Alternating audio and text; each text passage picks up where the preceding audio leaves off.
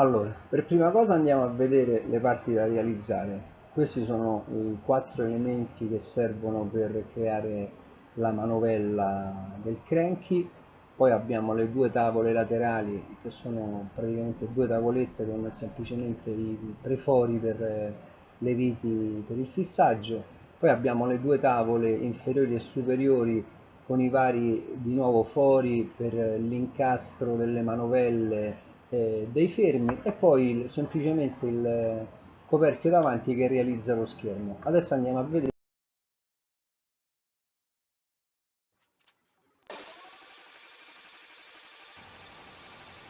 Allora, iniziamo la realizzazione del progetto con il taglio delle tavole a misura. Le quattro tavole che compongono il box sono da, come segnato nelle stampe, da 12 cm. Io le vado a tagliare con una sega circolare, però potete realizzarle anche con una semplicissima sega a mano. Adesso vedremo, iniziamo dalle tavole e poi vedremo tutte le singole componenti che compongono il progetto e come realizzarle.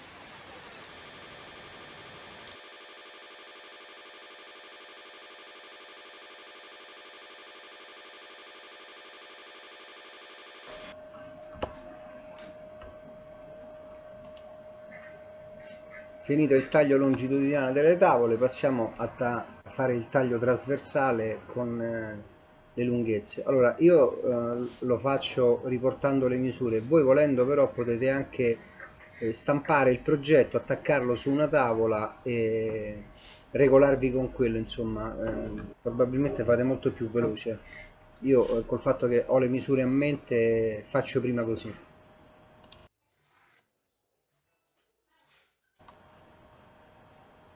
Una volta che le quattro tavole sono state tagliate, andiamo a riportare praticamente sulle due tavole inferiori e superiori i vari punti per creare i fori e l'incastro per, chiamiamola manovella. Allora, di nuovo io me le riporto a mano, ma voi potete tranquillamente stampare il progetto, metterlo sulla tavola e a quel punto potete segnare tutti i punti direttamente sulla tavola senza prendere nessuna misura. Mi raccomando, segnateli come faccio io con la punta, in modo tale che poi quando andrete a fare i fori con il trapano, diciamo la punta del trapano sarà invitata dalla punta incisa sul legno a mano.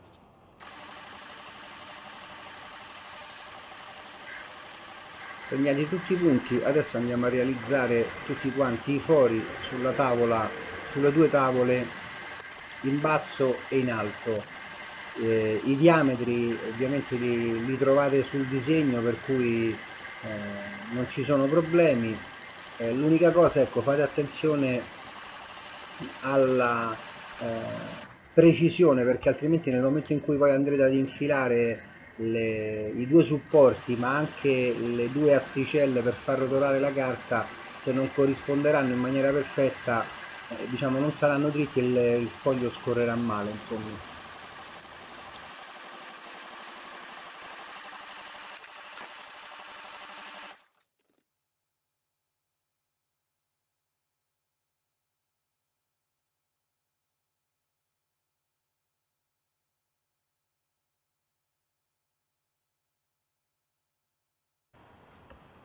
Adesso andiamo a verificare se l'asse, il pezzo di legno rotondo, scorre bene all'interno del foro che abbiamo creato, perché altrimenti poi dopo la rotazione non avviene in maniera corretta oppure si incastra.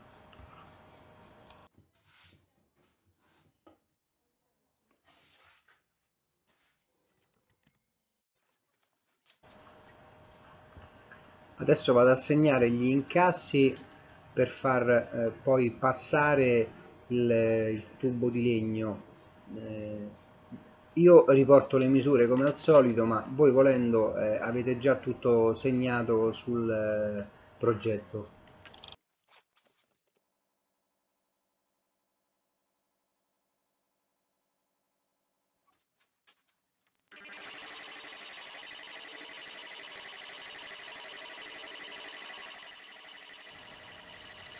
Allora, di nuovo io realizzo i due tagli per l'incasso con la sega a nastro, però ciò non toglie che si possono realizzare anche con una semplicissima sega a mano.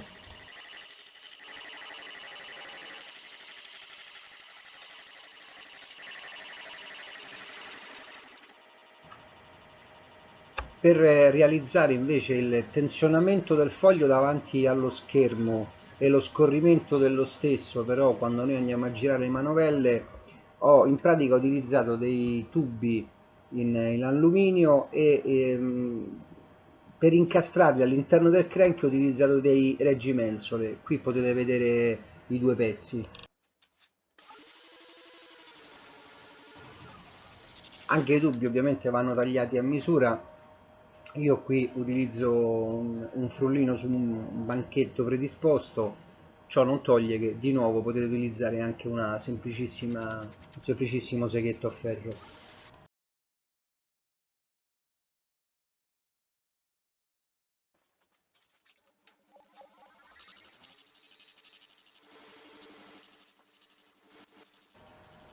Una volta che abbiamo tagliato i tubicini in alluminio, ovviamente dobbiamo dargli una scarta vetrata perché l'alluminio è un metallo morbido, quindi si crea tutta una serie di sfilettature che è meglio eliminare.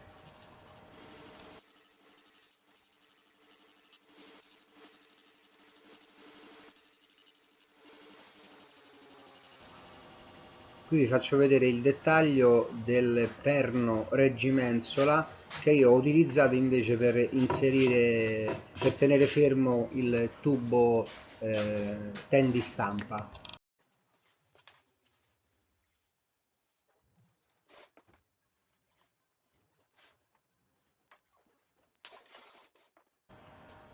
Adesso andiamo a creare i fori per praticamente le uniche 8 viti che vengono utilizzate in tutto il progetto. Di nuovo voi le avete segnate sul progetto, cioè sulla stampa. Io qui riporto le misure e poi procedo con la foratura.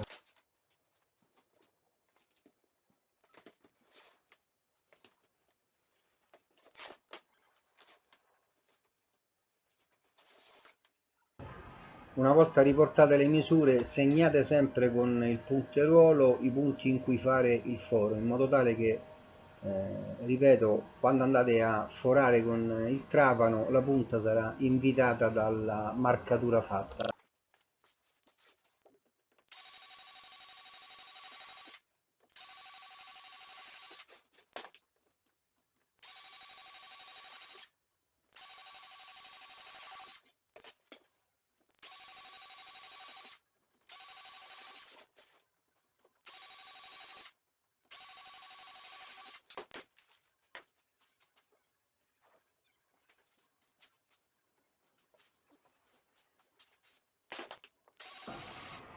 Oltre alla foratura poi creiamo l'incasso per la vite in modo tale che non sporga dal legno.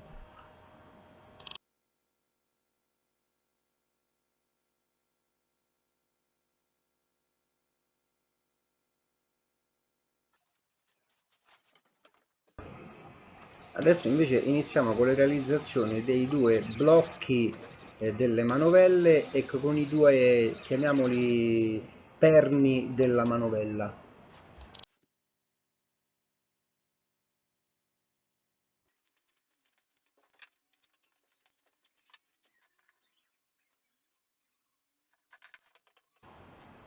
Qui di nuovo io riporto le misure, ma voi le avete già segnate precisamente nel progetto, quindi basta attaccare sul legno e andare a predisporre i punti per i fori.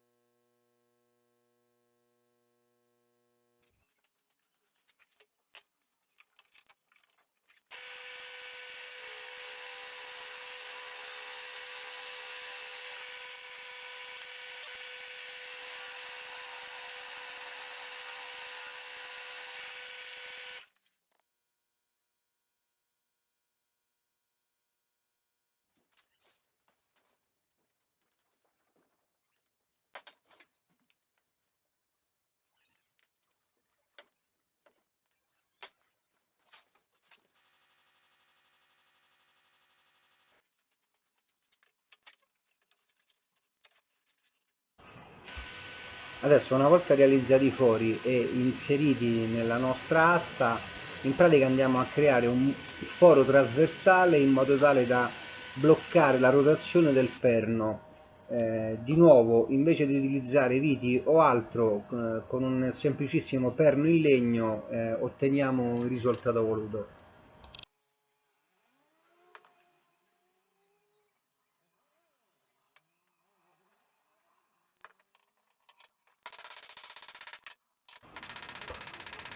Adesso incolliamo tutto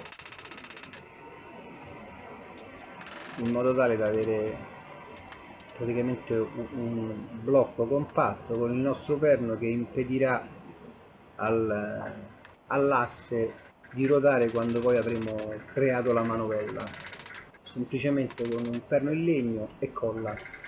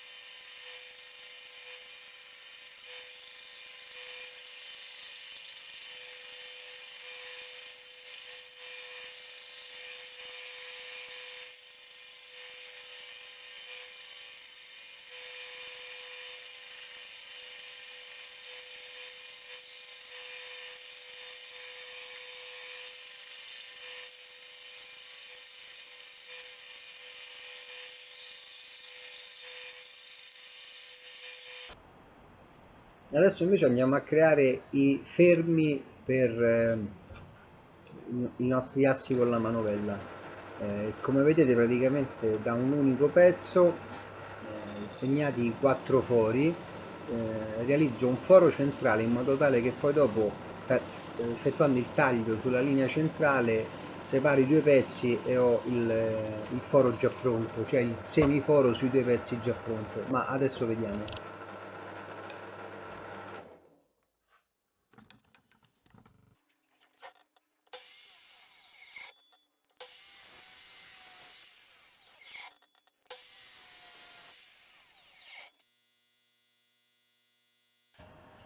Creati i due pezzi separati, in pratica li andiamo a posizionare sulla tavola, cioè nella loro posizione reale, in modo tale che facendo il buco lo facciamo su entrambe le tavole e così saremo sicuri al 100% che i perni andranno in collimazione.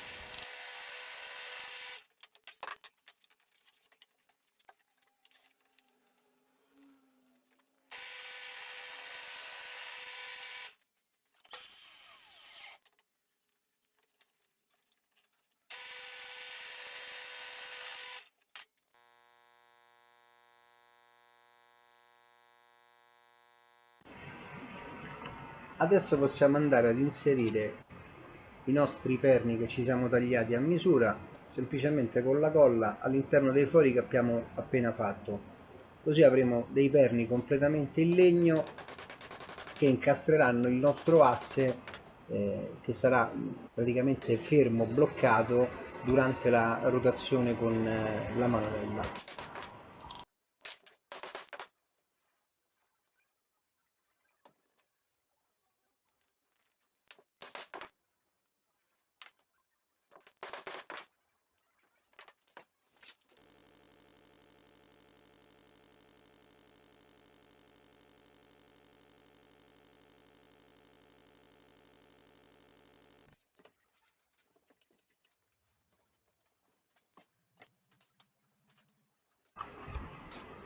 Adesso possiamo iniziare a comporre la struttura. Per prima cosa, vedete, mettiamo i reggimensola in posizione e proviamo ad infilare i tubicini in alluminio, perché magari all'interno hanno ancora delle sbavature che quando abbiamo scartavetrato non si sono tolte, quindi andiamo a pulirli.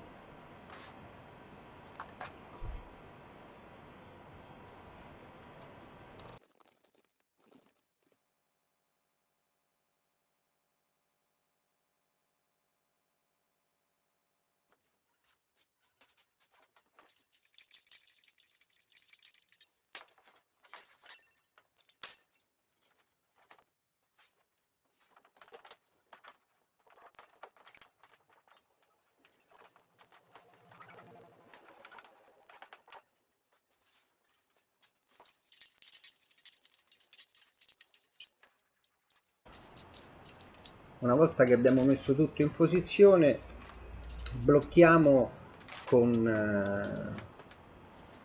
le classiche, queste sono un po' lunghe, se non le avete trovate voi un sistema, però prima di avvitare è sempre bene bloccare tutti quanti i pezzi, onde evitare che durante la fase di avvitamento poi si spostino e non risultino nella posizione voluta.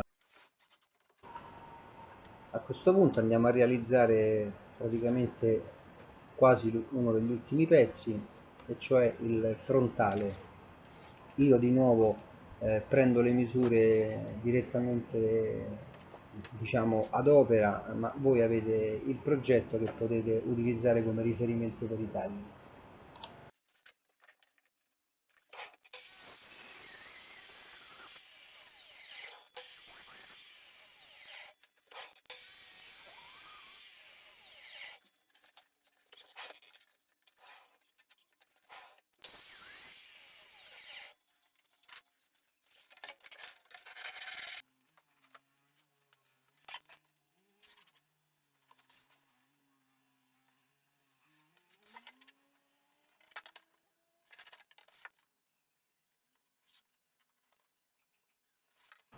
Adesso andiamo a realizzare il foro interno, cioè il quadro. Come detto all'inizio è impostato sul formato A3, di nuovo io mi riporto tutte quante le misure, voi invece potete utilizzare il progetto predisposto, fate solo attenzione al modo con cui viene realizzato il foro, cioè in pratica utilizzando una punta che ha proprio il diametro come impostato nel progetto, vado a forare i quattro angoli e poi utilizzando i fori già pronti con una normale sega a mano vado a ritagliare tutto il riquadro interno.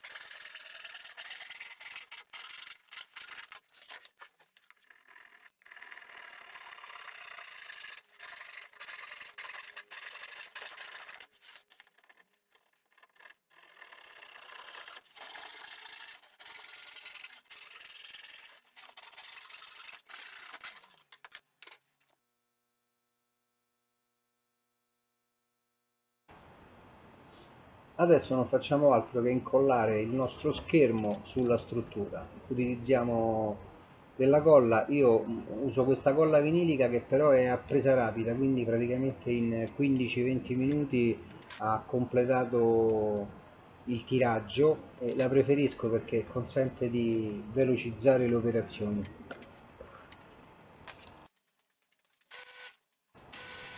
Adesso invece andiamo a realizzare praticamente gli ultimi due pezzi che sono i pomelli della manovella. Per realizzarli non faccio altro che fare nei due cilindretti dei fori centrali, e per scartavetrarli praticamente utilizzo una vite che ho adattato da inserire nel pomello e poi mettere nel trapano a colonna, in modo tale che con la rotazione del trapano posso scartavetrarlo molto facilmente.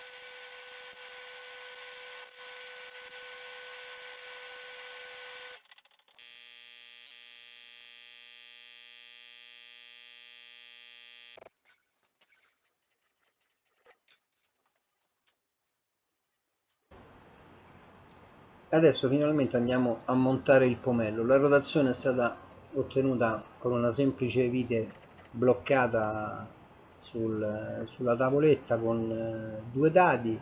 È abbastanza semplice, però è funzionale. Eh, praticamente siamo arrivati quasi alla fine.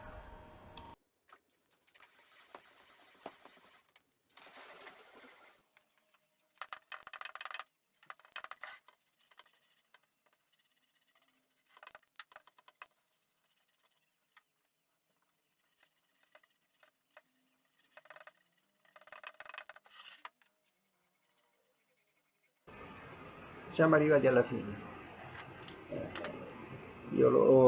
Ho deciso di tinteggiarlo con un trasparente per non alterare il colore del legno, però ovviamente ci si poteva sbizzarrire con tante altre soluzioni. Se ci sono richieste contattatemi pure sul sito, oppure ci vediamo alla prossima. Ciao a tutti.